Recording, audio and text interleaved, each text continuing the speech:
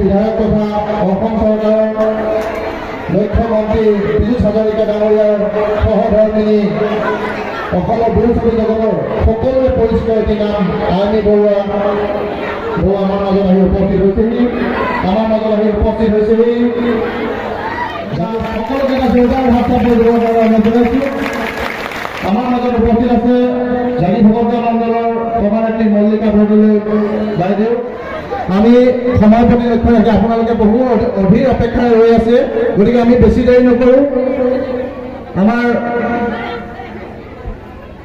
অধীৰ অপেক্ষাৰে বাট চাই থকা আইনীবোৰক আমি আজি পোনপ্ৰথমে নিৰ্বাচনী ভাষণ ৰাখিবৰ বাবে অনুৰোধ জনাইছোঁ। উপস্থিত সমূহ ৰাইজৰ শ্ৰীচৰণত সেৱা জনাইছোঁ।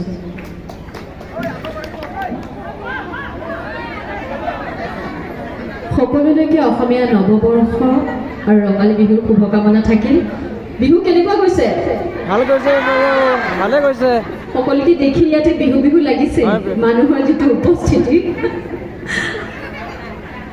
আজি আপোনালোকৰ ওচৰত সমবেত হৈছোঁ আমাৰ সকলোৰে মৰমৰ প্ৰাৰ্থী এয়া সুৰেশ বৰা ডাঙৰীয়া। ই আমাৰ আবেগ, আমাৰ জন্মভূমি। ভালকৈ দেখা নাই ন? হয় বাৰু। কেনেকুৱা কেমেৰাত দেখা হৈছে একেনে বেলেগ বাৰু? বেলেগ মেম। বেয়া মানে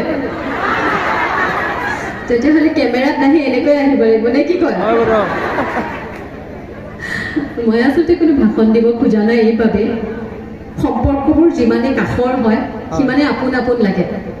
এনেকুৱা ডাঙৰ ডাঙৰ ভাষণ দিয়া অভিনেত্ৰী বহুত থাকে। মোক আপোনালোকে অভিনেত্ৰী হিচাপে নহয়, নিজৰ ছোৱালী নিজৰ বোৱাৰী বুলি যদি গ্ৰহণ কৰে মই বেছি ভাল পাওঁ। পীযুষ হাজৰিকাদেৱে ইতিমধ্যে বহুবাৰ কৈছিলে যে তেওঁ এটাই সপোন জীৱনত, জাগিৰোড সমষ্টিটো যদি অসমৰ 5টা উন্নত সমষ্টিৰ ভিতৰত এটা কৰিব পাৰে সেইটোৱে তেওঁৰ জীৱনৰ এটা ডাঙৰ কাম হ'ব।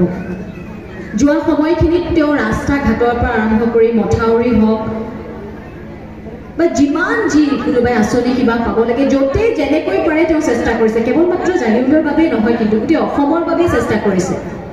যোৱা 1.5টা মাহ ধৰি মই তেওঁক দেখা নাই। তেওঁ আচলতে এতিয়াও যোৰহাটতে আছে। বিহুৰ দিনাখন এদিনৰ বাবে আহিছিল, কিন্তু ৰাইজৰ যি ভিৰ মই লগ নাপালোঁ ভালকৈ। সেয়াও হৈছে আপোনালোকৰ আশীৰ্বাদৰ বাবে। আপোনালোকে ভাল পায়, আপোনালোকে মৰম কৰিছে, সেইবাবে আপোনালোকৰ বাবে কাম কৰিবলৈ তেওঁ সুবিধা পাইছে।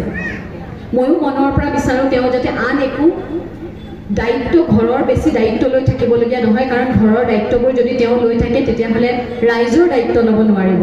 গতিকে যিমান পাৰোঁ মই আৰু মা মানে শাহু মায়ে ঘৰৰ যিমানখিনি পাৰোঁ দায়িত্ব লৈ তেওঁক যাতে অকণমান উলিয়াই দিব পাৰোঁ সেইখিনি চেষ্টা কৰোঁ।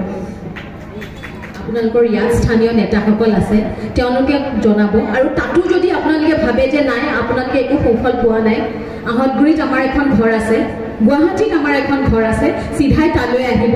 মই তাতে আছোঁ, পীযুষ হাজৰিকা ডাঙৰীয়া তাতে আছে। আমি নিজেই আপোনালোকৰ কথা শুনিম। এটা কথা আমি সদায় জানো যে যিখন ঘৰ আমাৰ আছে সেইখন ঘৰ আপোনালোকে দিয়ে। গতিকে সেইখন ঘৰত আমাৰ যিমান অধিকাৰ আছে আপোনালোকৰো সিমান অধিকাৰ আছে। আপোনালোকে সেই অধিকাৰ লৈ আমাৰ ঘৰলৈ আহিব। খাবলৈ মন গ'লে ক'ব যে ভাত দিয়া, ভোক লাগিছে, সিমানখিনিলৈকে আপোনালোকক সকলো কৰি দিব।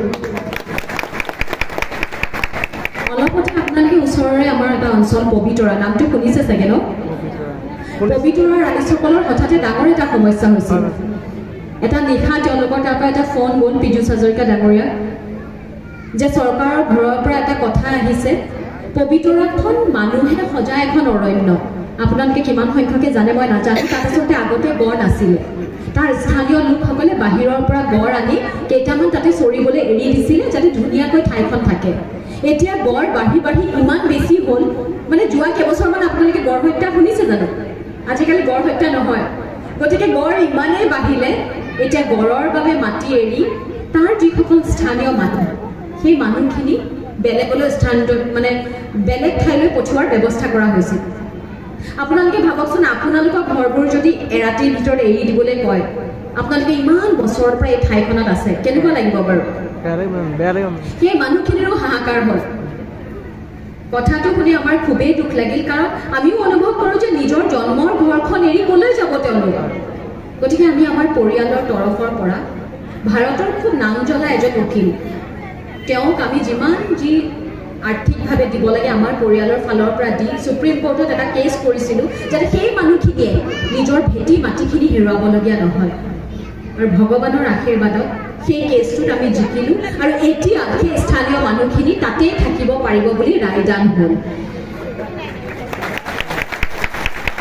এই উদাহৰণটো মই এইবাবেহে দিছোঁ এই কেছটো কিন্তু কোনো চৰকাৰী নাছিল এইটো সম্পূৰ্ণ আমাৰ ঘৰৰ ফালৰ পৰা কৰা এটা কেছ সেই ৰাইজৰ হৈ আমাৰ ঘৰৰ ফালৰ পৰা উকিল এজন লৈ কৰা কেছ এই কামটো এইবাবেই কৰিছিলোঁ কাৰণ যিদিনা মই সেই ৰাইজখনৰ ওচৰত গৈছিলোঁ এনেকুৱাকৈ কান্দিছে মানুহখিনিয়ে সেইদিনা তেওঁলোকক কথা দিছিলোঁ যে আপোনালোকে যদি ৰাস্তাত কোনোবা দিনা থিয় হ'বলগীয়া হয় নিজৰ ঘৰ এৰি আপোনালোকৰ লগত আমিও থিয় হ'ম আৰু শেষত আপোনালোকৰ আশীৰ্বাদত তেওঁলোকৰ ঘৰখন ৰাখিব পাৰিলোঁ সেই উদাহৰণটো দিছোঁ কাৰণ তেনেকৈ যদি কেতিয়াবা কাৰোবাৰ ঘৰত কিবা এটা সমস্যা হয় আমি প্ৰতি মুহূৰ্ততে আপোনালোকৰ লগত আছোঁ থাকিম আৰু ভৱিষ্যতে সদায় আছোঁ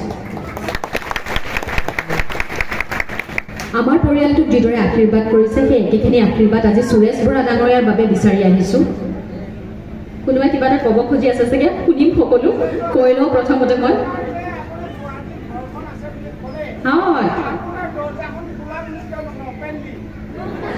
দৰ্জাখন খোলা বুলি আপোনালোকক মাতিছোঁ আকৌ বাৰু আপোনালোক মোক ঘৰলৈ আহিব বুলি কোৱাৰ পিছত মোৰ দৰ্জাখন খোলা বুলি কোৱাৰ যুক্তি আছে জানো আপোনালোক মোৰ ঘৰলৈ আহিব মানে হ'ল যে মোৰ দৰ্জাখন খোলা এনেকৈ যদি এটা এটা শব্দৰ অৰ্থ ভাঙি যাওঁ মোৰ ৰাতি পুৱাব ভাগৱতৰ অৰ্থ ভাঙাৰ দৰে দেই গতিকে আপোনালোক সকলো আহিব আৰু এটা কথা যিদৰে আপোনালোকে আশীৰ্বাদ কৰি গৈ আছে এই আশীৰ্বাদ শিৰত লৈ পীযুষ হাজৰিকা নেপ আগুৱাই গৈ আছে তেওঁ আজি ব্যক্তিগতভাৱে আজি ইয়াত উপস্থিত হ'ব পৰা নাই তাৰ বাবে মই আহিছোঁ কিন্তু মই বিশ্বাস কৰোঁ যে তেওঁৰ হৈ আপোনালোক প্ৰত্যেকজনে এজন নিজে কেডাৰ হয় এই যিটো ইলেকশ্যন চলি আছে এই নিৰ্বাচনত আপোনালোকে নিজে আগবাঢ়িব নমস্কাৰ